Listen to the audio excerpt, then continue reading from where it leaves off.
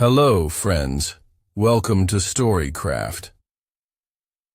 On this channel, you will enjoy world-top stories. Let's view the video, The Gladiator Who Became Emperor. From Chains to the Arena. The Rise of a Gladiator. The year was 170 AD, a time when the Roman Empire stretched from the misty highlands of Britannia to the golden sands of Egypt. It was an empire built on power, ambition, and brutality. In this vast dominion, one man's journey from enslavement to emperor would become the stuff of legends. He was not born into nobility. He had no royal blood. He began his life as a slave, broken, beaten, and chained. Yet, fate had other plans. Born in the far provinces of the empire, the man who would later be known as a gladiator had once lived a quiet life. Some say he was a soldier, others claim he was a farmer. What is known is that he was captured during a brutal Roman campaign, dragged from his homeland and thrown into a world of pain and survival.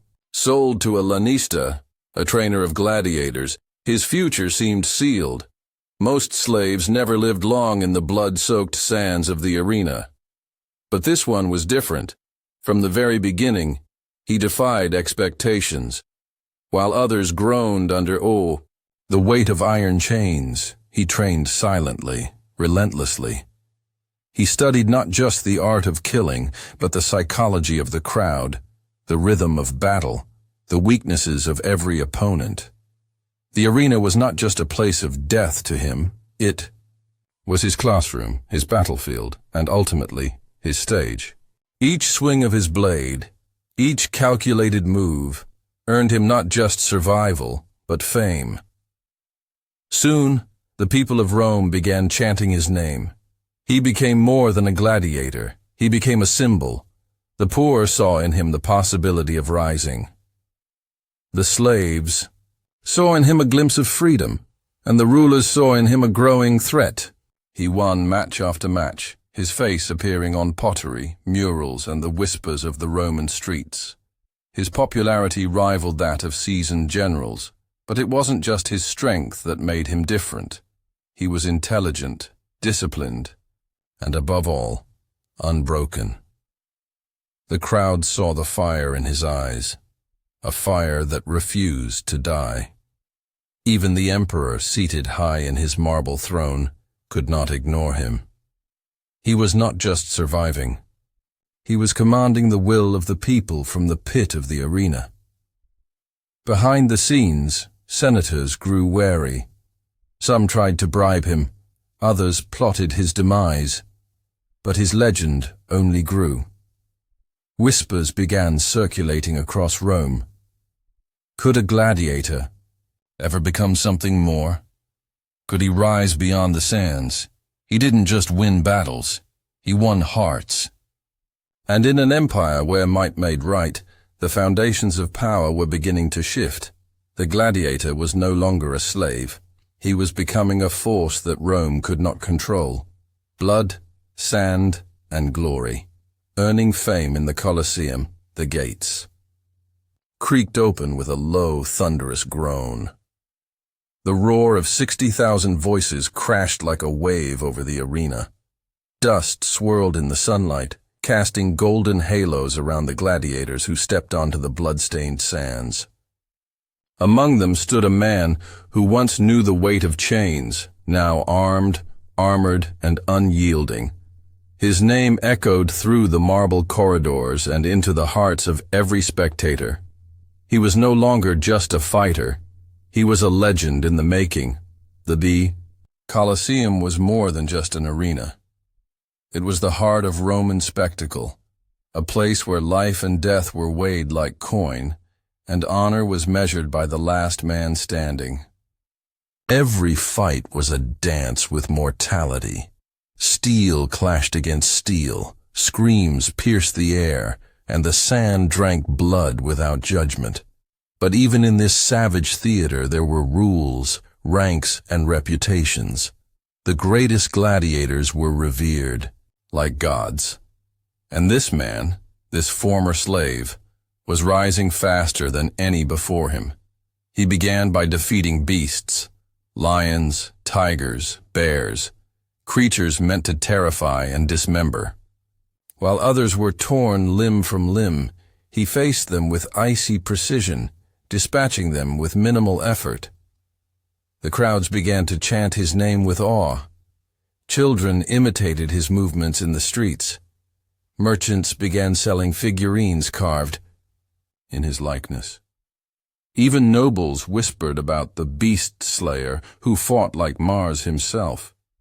Then came the duels, brutal, blood-soaked clashes against other men trained to kill. Thraex, Myrmio, Retiarius, each class of gladiator brought new threats, new tactics. But he learned quickly. He adapted. He turned every battle into a masterclass in strategy. He didn't rely on brute force alone. He studied his enemies, anticipated their moves, and outmaneuvered them with terrifying skill. One by one, champions fell before him. He began to earn special privileges, better meals, lighter chains, time to train on his terms. Some whispered that even the emperor had taken notice. Wealthy patrons begged to sponsor him. Roman women threw flowers into the arena, hoping for a glance, a nod. He was no longer just entertainment. He was Rome's obsession. But the fame came with danger. Rival gladiators, threatened by his meteoric rise, plotted ambushes in the training. Barracks. Some poisoned his food. Others tried to injure him in practice matches. Each time he emerged stronger, fiercer, more untouchable. Every scar on his body became a badge of honor. As he racked up victories, he gained not just admiration, but influence. A simple nod from him could spark riots among the lower classes. His every movement was watched, recorded, remembered. And, deep within, he began to understand the true power he wielded. Not through the sword, but through the hearts and minds of the people. The Colosseum had tried to break him. Instead, it became his crucible. He didn't just fight in the arena. He owned it. A warrior's mind, strategy beyond the sword. The true strength of a gladiator was never just in his arms. It was in his mind. Behind the blood and spectacle, beyond the echoing cheers and the weight of armor, he understood something few did. Brute force won battles, but strategy won wars. And he was no ordinary fighter. He was a tactician, a master of human behavior, a student of war. In the dim candlelight of the gladiator barracks, while others drank and slept, he studied. He observed every movement of his rivals. The way Myrmilo's heavy helmet limited his vision. The timing of a Retiarius's net throw.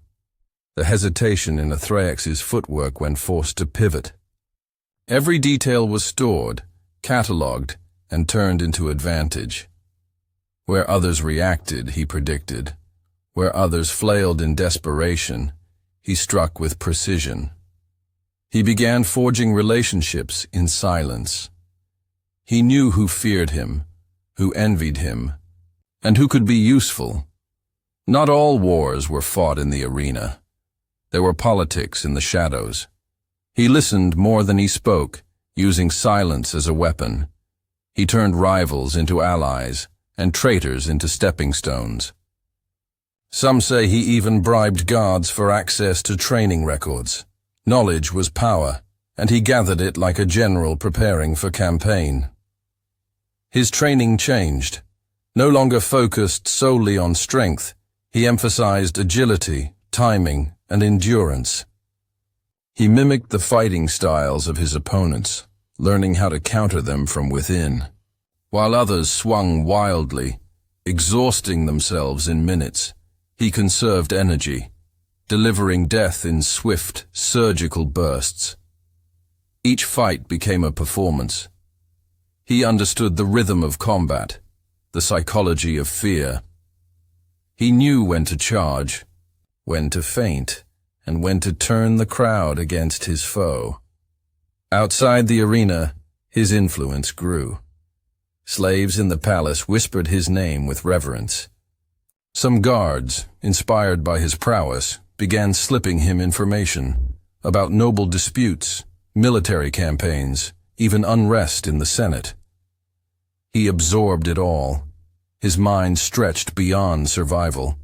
He began to dream not just of freedom, but of something more: control. He saw cracks in the empire. The people, overtaxed and starving, were restless. The Senate was divided, bloated with pride and corruption. The emperor himself, distracted by luxury, had grown soft. And in this growing chaos, the former gladiator saw his opportunity. Not with rebellion, not with poison or plots, but with the power he already had: the people.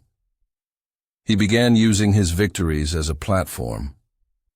When he spared a worthy opponent, the crowd cheered his mercy.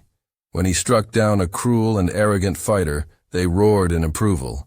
Every action was a message. He wasn't just a killer, he was a leader in disguise, a warrior who could rally hearts as easily as he split shields.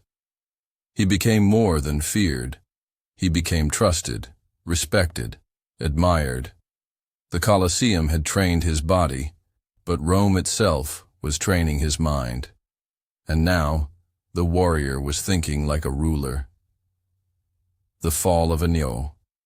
Empire, the rise of a legend, Rome trembled. What once stood as the mightiest empire in the known world was beginning to rot from within. The Senate bickered like children, while enemies gathered at every border. The legions, once disciplined and proud, were now divided by greed, loyalty to generals over emperors, and the lure of rebellion. Food riots erupted in the streets. Fires burned unchecked through the slums. And in the heart of it all, the Colosseum still roared, as if pretending nothing was falling apart. But beneath the sound of blood sport, something far greater stirred: an awakening. The gladiator had risen to become Rome's most beloved figure. More than emperors, more than senators, more than generals, he commanded the admiration of the people. His image appeared on street art, scratched into walls by adoring hands. Children carried wooden swords and chanted his name. Slaves passed, stories of his triumphs from house to house, dreaming of a day when their chains too might be broken. He had become a living myth, a symbol of strength in an age of decay, and the rulers grew uneasy. The Senate issued decrees to curb his popularity, forbidding his name from being shouted in public. Pamphlets were spread accusing him of disloyalty, even sorcery, but the people didn't care. They booed the nobles in the streets and waved images of their champion in protest. The more Rome tried to silence him, the louder the chant of the masses became. In private chambers, plans were whispered, assassins hired, poison readied. But fate was not with Rome's elite. Each attempt failed. Some turned on their masters, secretly loyal to the very man they were sent to kill. Rumors spread that even guards stationed at the palace had pledged allegiance to him. He didn't need a crown to rule. He already held the empire's heart. Then came the death of the emperor. Whether by sickness, poison, or conspiracy, no one truly knew. What followed was chaos. Ambitious generals marched on the capital. Pretenders to the throne declared themselves rulers from distant provinces. The Senate, paralyzed by fear, could offer no guidance.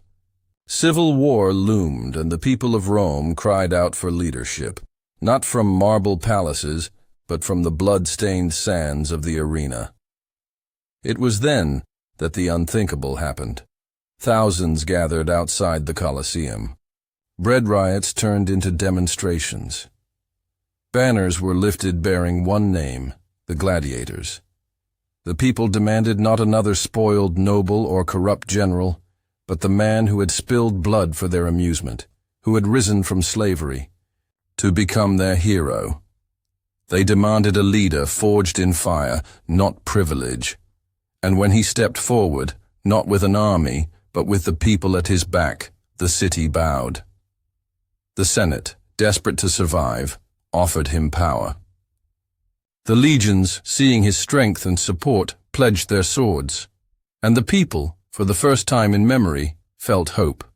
In a city built on conquest, a warrior who once fought for freedom had now conquered Rome itself. The fall of the empire had begun, but so had the rise of an emperor unlike any before. The Gladiator Emperor, a legacy carved in stone. The crown sat heavy on his brow, not of gold and jewels, but of blood, fire, and memory. He entered the palace not as a noble, but as a conqueror of hearts. The marble halls echoed not with the polished footsteps of senators, but with the stride of a man who had once bled in chains. He was no puppet of the Senate. He was Rome's voice, Rome's blade. His rule began with sweeping change. He abolished the cruelest laws of slavery. Gladiatorial games, once a tool of oppression, were transformed into symbols of unity and strength. Veterans and orphans received land and care. Corrupt senators were exiled or executed. Grain flowed freely into starving neighborhoods, and aqueducts were repaired, bringing life back to a crumbling city. The people called him the Iron Emperor, not for tyranny, but for unbreakable resolve. He ruled not from behind walls, but in the streets, among soldiers and citizens. He listened, he acted, and when foreign kings threatened Rome's borders, he led his armies himself, sword in hand, scars on display. Statues were carved not of a god, but of a man with the stance of a warrior and the eyes of a survivor. His face became legend, his story eternal. He was once a slave, then a gladiator, then a symbol. And finally he became what no one ever expected, an emperor carved not from privilege, but from pain. The man who had fought for freedom became the one who gave it. Thanks for watching. Subscribe our channel Storycraft for more interesting videos.